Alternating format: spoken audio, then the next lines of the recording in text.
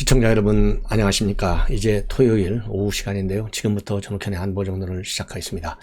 오늘 토요일인데도요, 중요한 뉴스들이 많이 나오네요. 우선 원희룡 인수위 기획위원장 중책을 맡고 있는데, 최근에 권영세, 그 다음에 추경호 이런 분들이 코로나 확진이 됐습니다. 그런데 원희룡 기획위원장도 바로 어제 확진 판정을 나왔다고 합니다. 그래서 목소리도 잘 안 나오고 컨디션도 좋지 않다. 이렇게 해서 지금 현재 이제 자가 격리 중에 있다는 말씀을 드리고요.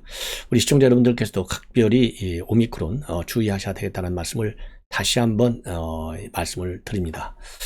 자, 그래서 저 같은 경우도요, 이 방역수칙 기본 제일 중요한 것이 이제 물론 마스크 쓰는 건데, 집에 들어와서 이 손을 비누로 잘 닦는 것이고요. 저는 가끔 저도 이게 뭐 의학적으로 얼마나 좋은지는 모르겠는데, 한의사한테 제가 소개를 받은 거예요.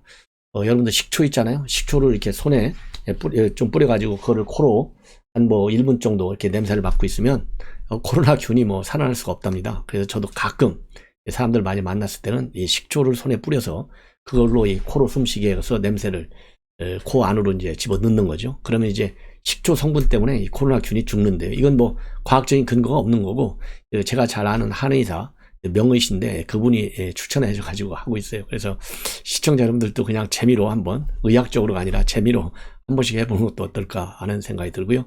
그리고 또 하나는 이 김철수, 우리 대한민국의 헌법 원로 학자시죠. 지금 연세가 89년생, 1933년도 대구에서 태어났는데, 뭐 이분 모르시는 분은 없죠. 이 김철수 헌법 아주 대학자인데 오늘 별세했습니다. 예, 그래서 서울 여의도 성모병원에 지금 안치가 되어 있고, 발인은 28일 날이라고 합니다. 그래서 혹시나 제 방송 보시는 분들 중에서 이 김철수 교수님, 뭐 수제자들도 많을 거예요. 서울법대 교수를 계속 하셨기 때문에 그 유명도 지명도는 제가 말씀드리지 않아도 잘 아실 테고, 그래서 최근에 지은 책 중에는요, 2017년도에 700여 종에 달하는 어마어마한 저술이죠. 이 한국 통일의 정치와 헌법이라는 책자도 하나 내놨는데, 이게 아무래도 이제 살아생전의 마지막 저서가 아닌가 하는 생각이 듭니다. 그리고요, 이번에는 이종찬 전 국정원장, 이제 저도 모셨던 분인데, 이종찬 원장님이 신동아하고 인터뷰를 했습니다. 예, 그래서 신동아 인터뷰 내용이 방금 언론에 보도됐는데요. 이종찬 원장님의 경우에는 윤석열 말하자면 총장하고 이종찬 원장님의 아들하고가 초등학교 친구예요. 그래서 이번 선대위에서도 굉장히 많은 중요 역할을 한 것으로 이렇게 알려지고 있는데, 최근 들어서 인수위가 구성되기 직전인가요? 나는 일체 윤석열 정부에서 공직을 받지 않겠다, 이렇게 채널 A하고 단독 인터뷰를 통해서 밝힌 바 있는데, 제가 보기에는요, 뭐 본인이, 그리고 또 이종찬 원장님이 뭐 여북이 잘 알아서 하겠지만은, 지금 윤석열 당선인의 생각은 나이, 그 다음에 출신, 지역, 학교 이런 거 따지지 않고 최고의 실력자를 쓴다고 그랬잖아요. 그렇기 때문에 이 능력이 없는 사람들이 그냥 대통령이라든가 인사권자의 인연만을 이유로 해가지고 이 중임을 맡게 되고 이런 것이 문제인 것이지, 그야말로 나이고 뭐고 하나도 안 따지고 능력만 보는데, 능력만 출중하면 뭐 이종찬 원장님의 아들이라고 그래서 또 초등학교 친구라 해서 불이익을 받는 것 자체가 그게 공정이 아닌 것 아니냐, 이런 생각이 들어요. 자, 그래서 이종찬 원장님이 이제 신동아 인터뷰 내용을 보면 이 세 가지를 부탁하고 있습니다. 윤석열이 당선인한테. 그 한 가지가요, 헌법 가치를 중시하라. 그리고 두 번째로는 이 국무회의가 어전회의가 돼서는 안 되고 실질적으로 국정 전반을 토의하는 토론의 장이 되어야 한다. 그리고 이 박정희 대통령은 경부고속도로 깔아놨고, DJ는 뭐라 그럴까요? 그야말로 인터넷 고속도로를 깔아놨잖아요. 그래서 이제 윤석열 당선인은 4차 산업혁명의 고속도로를 깔아라. 이 세 가지를 부탁한 것이 신동아 인터뷰 내용의 핵심이다, 이렇게 보여집니다. 그래서 이 내용을 조금 자세하게 말씀드리면요, 윤석열 총장 20대 대통령에 당선됐는데 정치를 하리라고는 본인도 생각을 못 해봤지만, 그리고 이종찬 원장님도 생각을 못했지만 윤석열 본인도 생각할 겨를이 없을 것이다. 그리고 총장 임기 마치면은 명검사가 되겠거니 생각하는데, 어느 한순간 국민이 윤 총장을 원하는구나 라고 생각을 하게 됐다. 그게 언제냐? 그러니까요, 추미애 장관이 징계할 때, 직무에서 배제한다고 하던 때, 그때 전국에서 윤 총장 사무실에 화환이 300개가 넘는 거, 이게 길가에 세워진 걸 보고 아, 국민이 윤 총장을 원하는구나 이렇게 느끼게 되었다. 그리고요, 윤 총장이 이제 사퇴하고 나서 아마 거의 뭐 처음 아니면 한 두 번째 정도로 지금 이종찬 전 원장님의 집을 방문했는데, 그때 뭐라고 조언했냐면 새벽 2시가 되도록 여러 가지 얘기를 했는데, 품성이나 능력이야 뭐 익히 잘 알고 있지만 대화를 하다 보니까 아, 이거 대한민국의 근간인 헌법 가치를 확실하게 체득한 공직자구나 하는 확신을 갖게 되었다는 거죠. 그래서 이 대한민국이 지향하는 민주주의는 인민민주주의, 사회민주주의가 아니라 자유민주주의여야 한다면서 민주주의 앞에 자유를 붙여야 한다고 힘주어 윤석열 당시 사퇴한 윤석열 총장이 그때 그렇게 얘기했다는 거예요. 그래서 대한민국은 그러면서 자유민주주의와 시장경제의 바탕을 두고 탄생했는데, 이러한 가치와 정신이 흔들리는 모습이 현 정부 들어서 여기저기서 나타나지 않았느냐.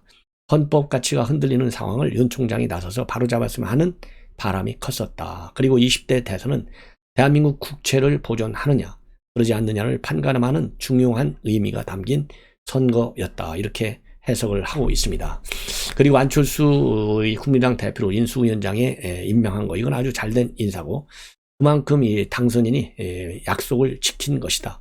그래서 위원장에 임명한 것은 정부 인수에 대한 권한과 책임을 같이 준 것이고 운영도 그렇게 잘 해주기를 바란다. 그리고요, 청와대 중심의 국정 운영에서 이 역대 대통령이 실패했기 때문에 여기에서 이제 비롯된 것이라는 거죠. 그래서 이 공통점, 국무위원들인 장관에게 일할 수 있는 책임과 권한을 다 줘라는 겁니다. 그래서 확고하게 인사 문제든지 정책 문제든지 청와대가 비대해져 갖고 이런 걸 쥐쳐 틀으려고 하지 말고, 그야말로 이 비서는 비서답게 대통령이 결정을 잘 하도록 참고 자료만, 필요한 자료만 제공하면 되는 거고, 그래서 청와대 대통령이 부처 인사 정책에 너무 지나치게 개입하는 것은 좋지 않다.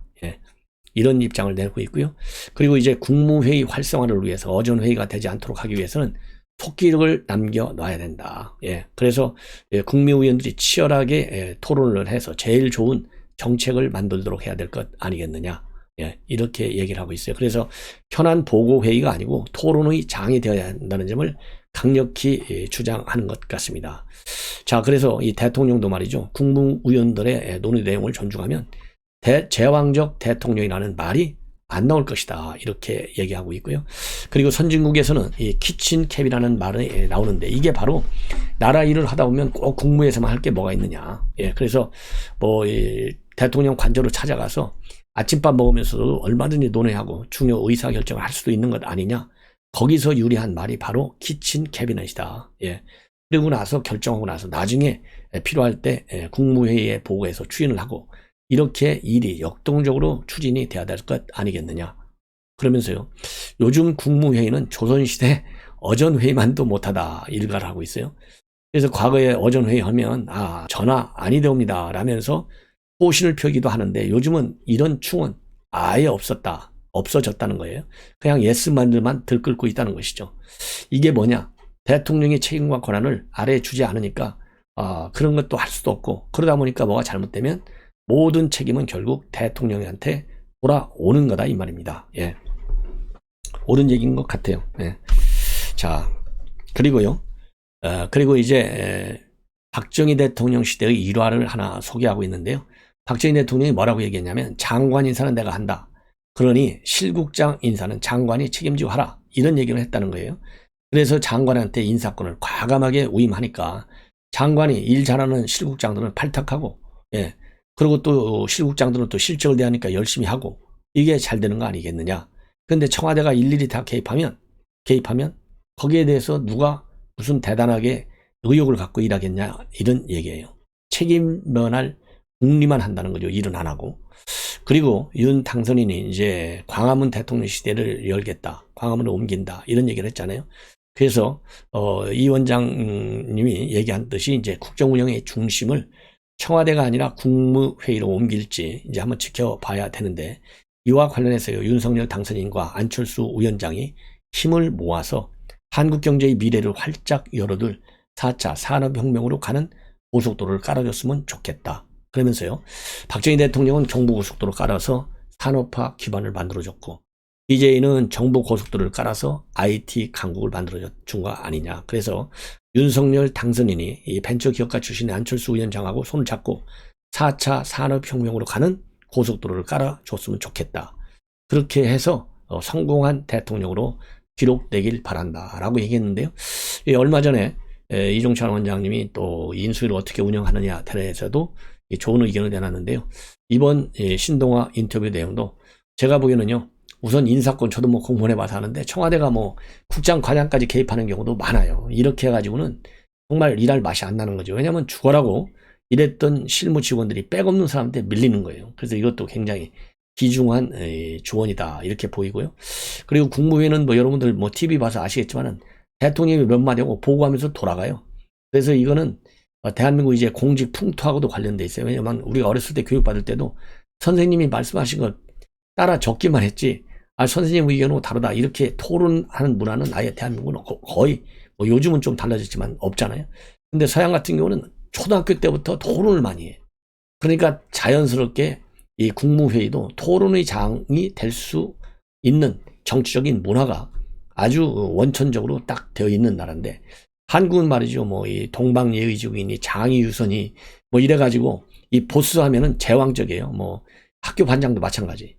그래서 이 토론이 굉장히 사실상 죽어 있는데 이 토론 기능이 윤석열 당선인은 이제 본래 이 달변에다가 또 아는 것도 굉장히 많아요. 그렇기 때문에 윤석열 당선인이야말로 오래간만에 말이죠. 오래간만에 뭐라 그럴까요? 이 국무회의를 토론장으로 만들 수 있는 그러한 자질을 좀 갖추고 있지 않느냐 이렇게 저는 판단을 하고 싶어요. 그래서 언론에서도 이런 주문을 좀 많이 하고 인수위 측에서도 말이죠. 이 국무위원, 이 국무회의 좀 활성화 방안을 별도로 좀 만들어 가지고 당선인에게 보고하는 것도 좋은 의견이 아니겠느냐, 방안이 아니겠느냐라고 생각을 합니다. 이제 마지막으로요. 지금 이제 탈원전 정책, 이건 중앙일보가 보도하는 거예요. 탈원전 정책 이제 끝나가잖아요. 예, 결국 뭐 문재인 대통령이 표 좀 받겠다고 저는 뭐 그게 진심이라고 별거 보고 싶지 않은데요. 단순하게 선거 직전에 표 좀 받겠다고 탈원전 중단을 선언한 바 있어요. 사실상은. 언제부터 신고리 뭐 이거 빨리 가동하라 이런 생각 꿈에도 했습니까? 근데 신고리, 신한울 이거 빨리 가동해서 가동하라. 특히 필요한 조치를 빨리 강구하라 이렇게 막 번개치듯이 지시를 했거든요. 그럼에도 불구하고 속마음은 그게 아니었을 것이라 보는데 이 학생들, 이 원자력 산업 분야 이 전공 학생들도 비슷하게 느껴왔어요. 그동안에 이 탈원전 정책 때문에 우선 기업이 다 죽었잖아요. 예, 기업이. 그 다음에 연구 분위기가 다 죽었어요. 아예 학생들이 들어오질 않아. 그래서 기존 산업, 기존 연구 학자들, 전문가들이 다 밥 먹기도 힘들게 생긴 세상을 만들어놨어요. 누가? 문재인 대통령이 그게 만드는 거예요. 자, 그러다 보니까요. 지금 이 중앙일보에서 보도하고 있는 내용은 바로 뭐냐? 이 대학생들, 이 카이스트에 있는 박사과정을 밟고 있는 학생이에요. 조재환 학생입니다. 32살. 이분이 이제 중앙일보 인터뷰 내용에서 밝힌 건데요. 이 조롱하고 있어요. 문재인 대통령이 얼마나 이걸 잘못했는지. 그러면서 문재인 대통령이 이 정도로 공약을 잘 지킬 줄은 몰랐습니다. 뭐냐? 탈원전 정책을 이렇게까지 철저히 지키라고는 꿈에도 생각을 못했다. 이런 비판문을 내놓고 있습니다. 그러면서 역대 다른 대통령도 탈원전 공약을 약속은 했는데 나중에 여러 가지 현실적인 문제가 많이 있다라는 것을 알고 대부분 포기했다는 거예요. 예컨대 노무현 대통령도 마찬가지. 후보 시절에는 탈원전을 외치다가 취임 후에는 한국의 원전 우수성을 해외에 알리는 그런 입장으로 완전히 바뀌었다는 겁니다. 그래서 이 학생들이 이 조재환 학생 이분이 이제 중심이 돼가지고요. 전국 학생들이 이 원전 공학한 전공한 학생들 학생연대를 만들었어요. 학생연대를 만들어가지고 13개 대학에서 한 2,500명 정도가 참여했는데 지금은 18개 대학에 한 3,000명 정도로 늘어났다. 그래서 이 학생은요, 카이스트 원자력 및 양자공학과 학생이에요. 이 박사과정. 근데 최근에 이 학과 이 학생이 이번에 청년 실무위원으로 카이스트에 들어갔잖아요. 30대 여성 원자력 전공 여학생. 그래서 이제 찬조연설도 할 정도로 이 원전 전문 학생들이 지금 인수위에서 적극적으로 활용하고 있어요. 탈원전 정책을 폐기하는데. 그래서 지금 이제 카이스트가 중심이 됐었는데 서울대, 한양대, 경희대, 부산대, 중앙대, 경성대 많은 대학들이 18개나 지금 여기에 참여하고 있고, 자, 그래서 이제 이 탈원전 정책 때문에 방향을 잃은 원자력 전공자들이 어쩔 수 없이 거리로 나섰고, 그래서 우리 국민들한테 원자력이 왜 한국에서 필요한지 이거를 홍보하기 위한 다양한 활동을 폈다고 합니다. 그래서요, 지금 이제 길거리 투쟁도 하고, 그 다음에 대자보도 붙이고, 또 세미나도 열고, 다양한 활동을 통해서 또 국민 서명도 받고 말이죠. 자, 그래서 이 서명을 100만 명이나 받았다고 합니다. 이 원전을 살리자. 서명 운동 캠페인. 이 정도로 해서 2019년부터 해마다 이 원자력의 안전성과 경제성을 홍보할 수 있는 그런 축제까지도, 스탠드 포 뉴클리어, 이런 축제까지도 만들어서 어마어마한 활동을 해 왔어요. 그러다가 이번에 이제 윤석열 당선인이 이 탈원전 정책을 폐기했다. 그러니까 얼마나 적극적으로 이제 신바람이 난 거죠. 예, 신바람이 났어요. 자, 그래서 이제는 이 학생들의 이제 활동 방향이 옳았다라고 하는 것이 우리 국민들에게 이제 알려지게 됐고, 그러다 보면 전문가보다는 연예인을 신뢰하는 이렇게 세상으로 바뀌었는데, 이제는 탈원전 정책 같은 것이 절대 발길에 발을 붙일 수 없도록 더 적극적인 활동을 하겠다. 이러한 비장한 결의를 하고 있는 그런 학생입니다. 그래서 여러분들 뭐 이 중앙일보 이걸 보니까요, 참 이거 대단한 이런 학생이 하나 있어서 그나마 참 운 좋게 우리 윤석열 정부가 탄생한 것이 얼마나 참 다행스러운가. 그래서요, 이분이 이제 뭐죠, 이거 판을 하나 가지고 이제 시위하는 걸 보면 대전역에서 전 세계 50여 개 도시와 함께 하는 원자력 살리기 해서요, 세계 최고 항구 원자력, 누가 그를 죽이는가. 예, 그래서 원전 하나 죽일 때마다 뜨거워지는 지구, 원전 하나 죽일 때마다 늘어나는 전기요금, 원전 하나 죽일 때마다 무너지는 첨단 산업, 원전 하나 죽일 때마다 미소지는 중국, 탈원전 정책 즉각 철폐하라. 그래서 녹색 원자력 학생 연대, 스탠드 포 뉴클리어, 이 연대 활동이 굉장히 크게 활동이 왔는데요. 참 우리 시민사회는 그렇게 많이 안 알려진 것 같아서 탈원전 정책의 폐기를 계기로 해서 이렇게 훌륭한 애국 학생들이 있다라는 점을 여러분들께 소개해 드렸습니다. 시청자 여러분들께서요, 이 탈원전 주장하는 이 학생들, 이 학계에서 그리고 업계에서 제대로 역할할 수 있도록 많은 성원을 보내주시기를 부탁드립니다. 대단히 고맙습니다.